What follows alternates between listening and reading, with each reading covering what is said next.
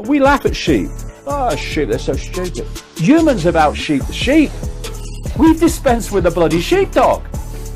We keep each other in line by ridicule and condemnation for the crime of being different. Hi, it's Rob Moore here, and over a year ago I interviewed David Icke for my podcast, The Disruptive Entrepreneur, and this YouTube channel. Content about 5G, the virus, is getting banned all over the place by YouTube. So this excerpt is from an interview more than a year ago where I think you'll find it very interesting, some of the predictions David made about maybe what's happening now. Make sure you subscribe to the channel right now in case this video gets taken down, and let's go to the clip interview with David Icke. You use the system to expose the system, because the system has the networks of communication. So as best, and dominates them. So as best you can, you have to use the system to expose the system. But in terms of entrepreneurs, and it is starting to happen, you know, what do they say? What's that line? Necessity is the mother of invention, old saying. Entrepreneurs, if you like, who are genuine, who believe in freedom of speech, they have a fantastic opportunity here and can make an enormous contribution to human freedom by developing platforms, not least video platforms, and developing communication platforms to replace these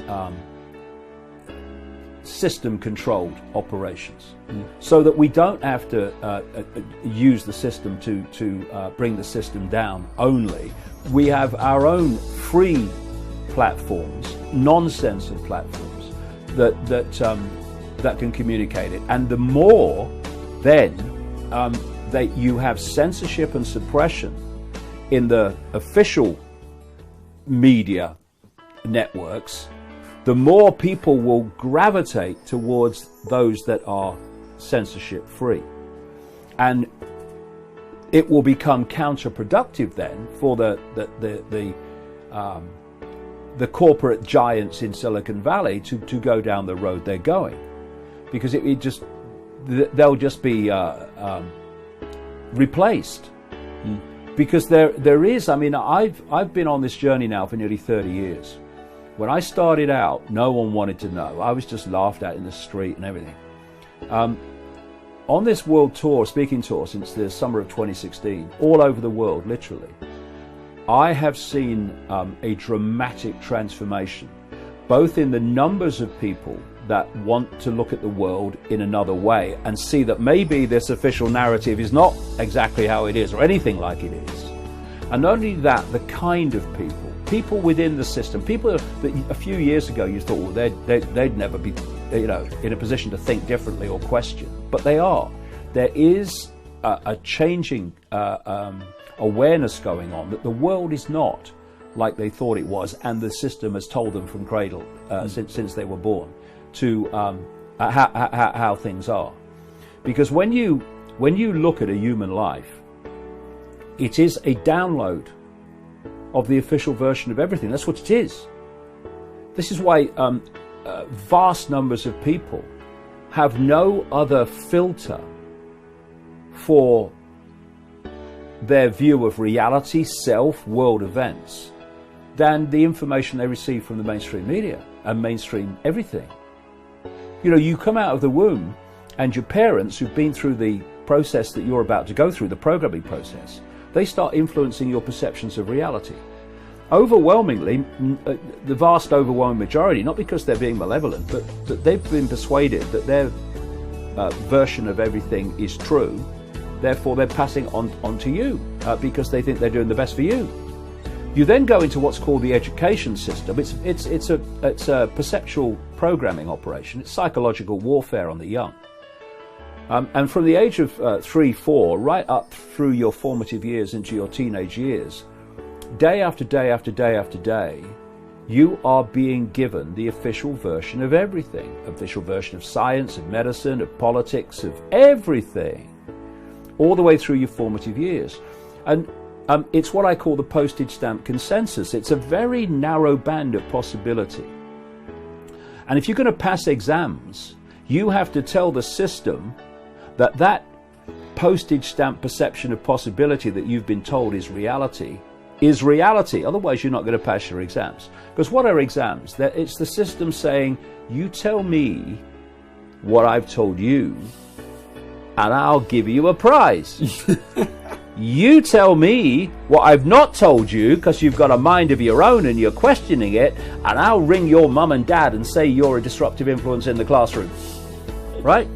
And we'll see what Ritalin will do to that. Right? This happens all over the world. And then, having downloaded this program of perception of normal, the postage stamp reality, you then go out into the institutions. You become a journalist, a doctor, a scientist, someone in the corporate world, a politician. And you've taken with you this core download of the perception of normal and how things are. And so these institutions are all controlled by this perception, and then they confirm to each other that this perception's true. If you're a scientist and you don't stick to the scientific orthodoxy, then you lose your grants and you become ridiculed by your profession. If you're a doctor and you don't go along with the orthodoxy, you lose the right to practice, even though it might be very effective what you're doing. If you're a journalist, you won't last long if you go against the orthodoxy. And then all underpinning this, you've got peer pressure. All the people who've been through the sausage machine that you've been through, who have decided that they will accept that version of normal, they then police everyone else that wants to question that normal. So you're ridiculed or condemned by your peers if you question what they have accepted without question. And I've used this analogy a number of times. I think it's very accurate. We laugh at sheep because sheep follow the one in front and follow the shepherd. One shepherd. Follow the shepherd, and anyone that goes out of line, the sheepdog's there, woof, woof, fear, fear, fear. And we laugh at sheep. Oh, sheep, they're so stupid. Humans have out-sheeped the sheep. We've dispensed with the bloody sheepdog. We keep each other in line by ridicule and condemnation for the crime of being different or questioning the norm. And how has anything ever moved forward in the entirety of human history, ironically? People questioning the norm. Because if you don't question the norm, you go into an eddy or vortex, and you go round and round and round, and nothing moves on and nothing expands. But that's the idea. You cannot control a population of critical thinking, free-thinking people, questioning people, in the way that you can control a population that just accepts, like a sponge, the official version of everything. And thanks to the alternative media, although I don't think most of the alternative media goes even nearly far enough.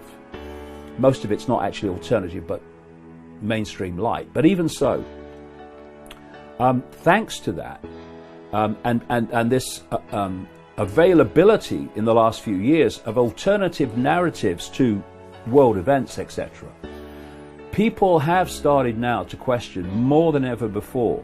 When the government comes out and says, this is what happened, it's the Russians! More and more people, like never before, are going, well, hold on a minute. Is it? Where's the evidence? And I tell you, when you ask that question, where's the evidence? There's usually silence coming back. And you know, there was with this incident in Salisbury, with the nerve agent and the Russian double agent working for British intelligence, or used to anyway.